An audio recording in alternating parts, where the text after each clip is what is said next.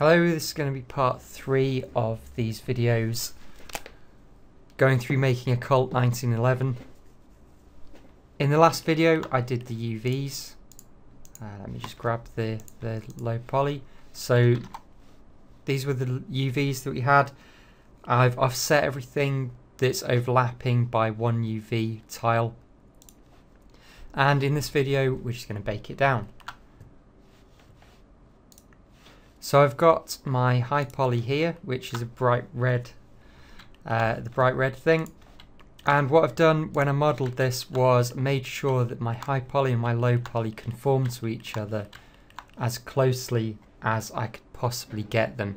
The closer you get them, the better your bake's going to be and the easier it's going to be. So it really is vital that you go through and make sure you do that. Okay, before I start actually baking, let me just collapse that down. Before I start baking, I need to explode this out. So I need to make sure that my high poly and, my objects don't overlap. So anything like this, where this element here overlaps into the one behind it, that's going to cause a issue. So I would need to make sure that something like this wasn't overlapping and just pull it out of the way. I'm going to do this for my high poly first because I just find that a bit easier.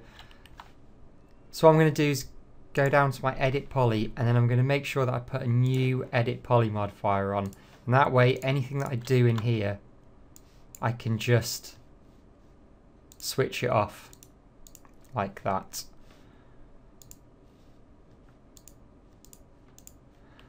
Okay, so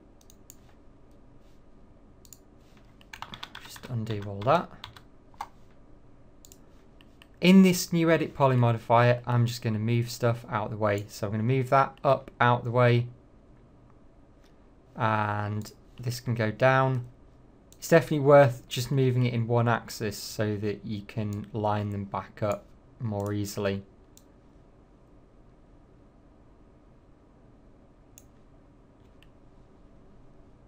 So that's fine, nothing's overlapping anymore. Now it's just a case of doing the same with my low poly. So put a new edit poly modifier on. And I want to make sure, of course, that I keep this exactly lined up if I can.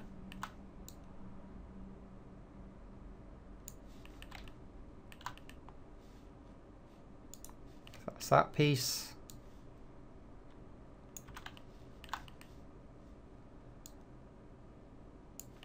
It's that piece.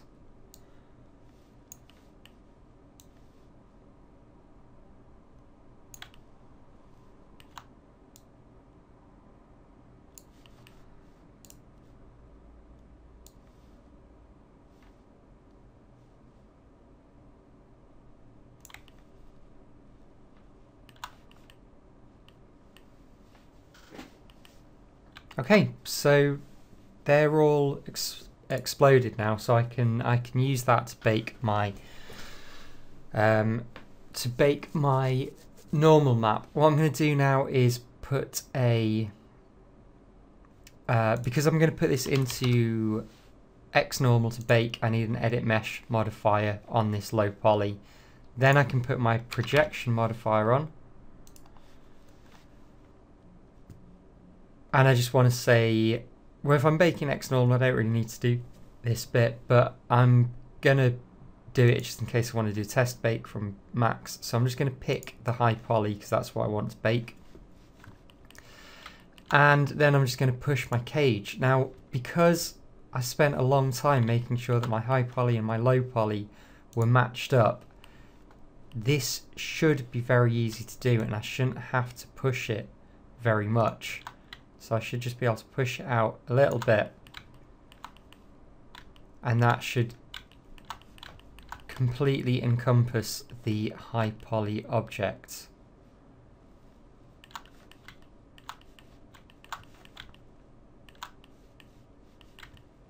So the less you have to push this, the easier everything's going to be.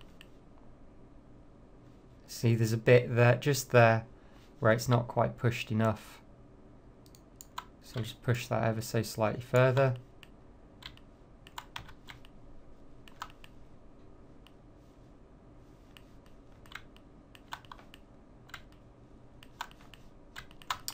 Okay, then I'll press 0 to go to render to texture, and I'll choose somewhere to save this.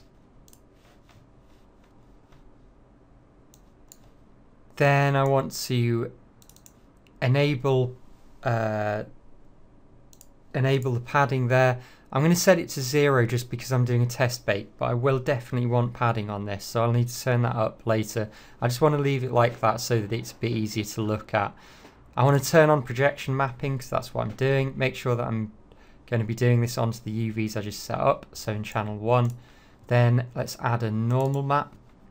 I'm just going to do this at, let's say, 1024 as a test and hit render. So I'm going to bake, like I say, I'm going to bake this in X normal. All I'm doing here is checking that there aren't any red error bits, because if there are, then I need to push my cage. In fact, I've just realised, let's cancel that, obviously having a red object is not the most intelligent thing for me to be able to see the red error areas. So let's do that again.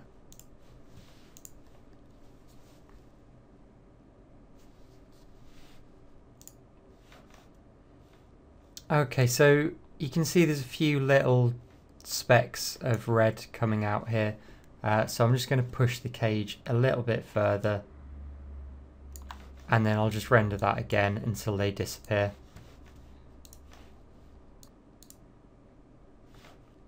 Okay, so this is how that bake's come out.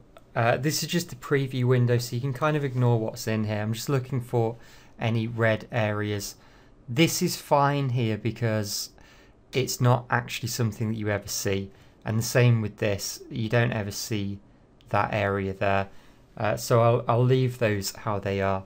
They're just hidden by other geometry. If I wanted to fix them, I would just have to, it's just because there's a border here.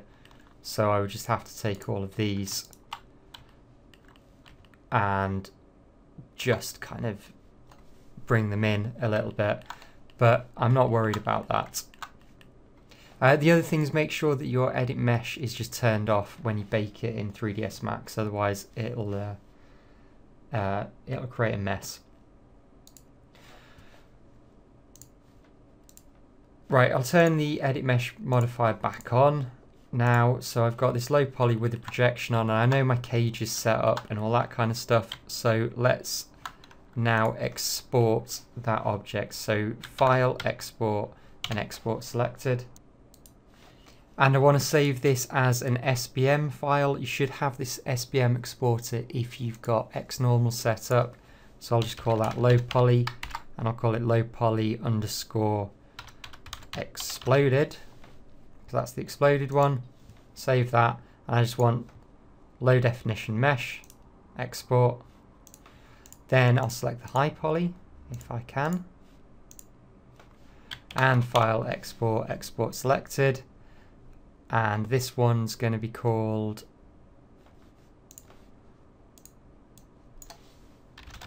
high poly exploded.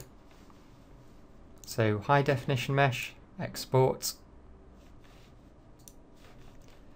And that's going to be the way that I want to bake my normal map. So I want the exploded mesh for baking my normal map. For baking my ambient occlusion map, I don't want things to be exploded because I want the kind of detail from the shadow of one bit being baked onto the other bit. So in this case, I'm going to take my low poly mesh, and this time I'm going to turn off that edit poly modifier and export that. So this one will be low poly but not exploded, just low poly. I've done something wrong there.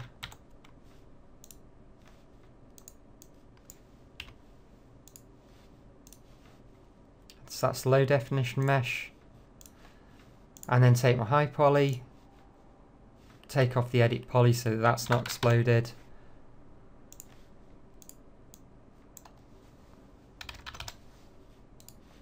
And save that.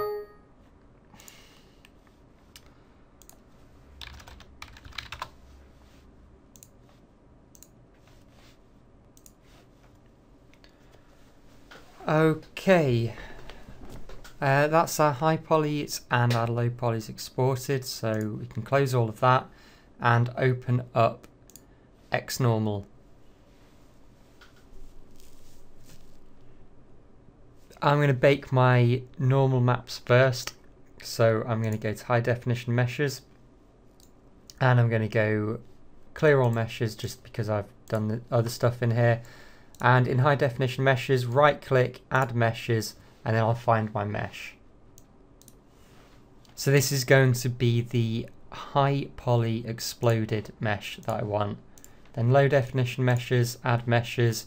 It's going to be the low poly exploded. And what I want to do is just come across here and tick off use cage. Then baking options, I'll choose somewhere to save it. And I want to bake a normal map, so I'll tick off normal map. I'm going to leave the coordinates all like this. I want to make sure that it's a tangent-based normal as well.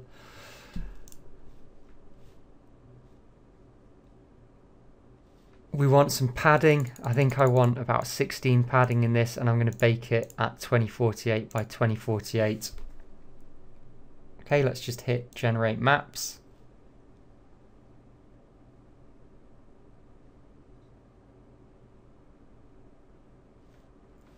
So that's my normal map. And let's go and have a look at what this looks like in Marmoset. Okay, so here's the result of this. And first glance, it doesn't look too bad. If I zoom into these areas though, you can see that this doesn't look great. We've got some aliasing on here and in there. So what I'm going to want to do to fix that, the areas that's straight, see this is why it's important to keep your UVs straight. The areas that's straight have worked out quite nicely, but the areas that are curved have not worked out. There's also a little issue in there, so I'll just go and see if I can work out what that issue there is. That might be a case of going back to 3ds Max. So it's possible that this is to do with my smoothing groups. Yeah, that looks like a smoothing group issue. So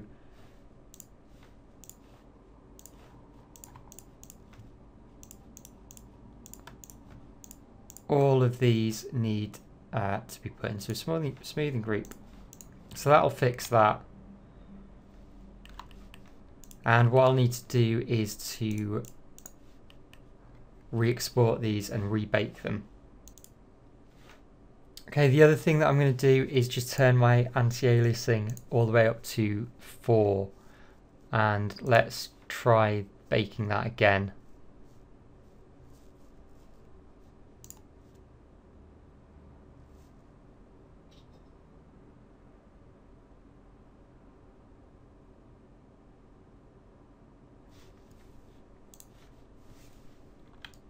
And sorry, I just need to export this object again. Okay, so this is our second attempt at baking it, and this looks much better now, so it's much cleaner. That's just an issue with, so there's a bit of geometry sticking out. I'll go and fix that in a second. Other than that, this here is a slight error on the bake, but that'll be hidden. There's going to be another bit of the gun that kind of goes over that. Other than that, this looks alright to me. You can see this bit at the back here that we had the issue with, that's been fixed. It's not perfect back there, but it should be okay. This is all looking pretty good. Generally, that's a pretty decent clean bake for the normal map. So if I turn the normal map off, it would look like this. Let's have a look at the back here. So it'd look like that with the normal map off, and if I turn it back on, we get that. So it's doing the job that we want it to do, and it's smoothing out the edges.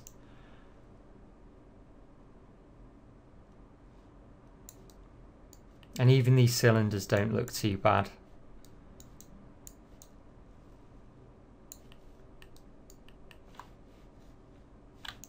Okay, so that's the normal map. Let's go back to X normal. And this time, let's clear out our high poly, clear out our low poly, and add in the high poly that isn't exploded and the low poly that isn't exploded. Again, we want to use our cage on that one. And this time we're going to bake a ambient occlusion map. What you probably want to do is turn the number of rays up to about 256 just to get a nicer bake on this. And again, I'm going to do it at 2K. I don't need so much padding on my AO, so I'll keep that down at, in fact, I think 4, maybe 6. Generate maps. This will take a little bit longer.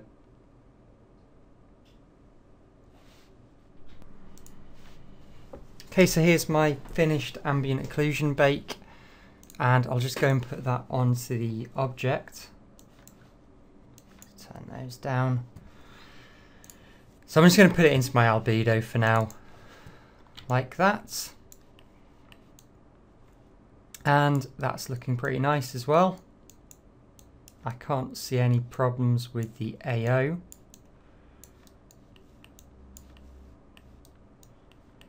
We've got a slight issue there, so I'd have to go and find out what that is. Something as small as that, I might just be tempted to paint that out in Photoshop. I think the rest of the AO is working well.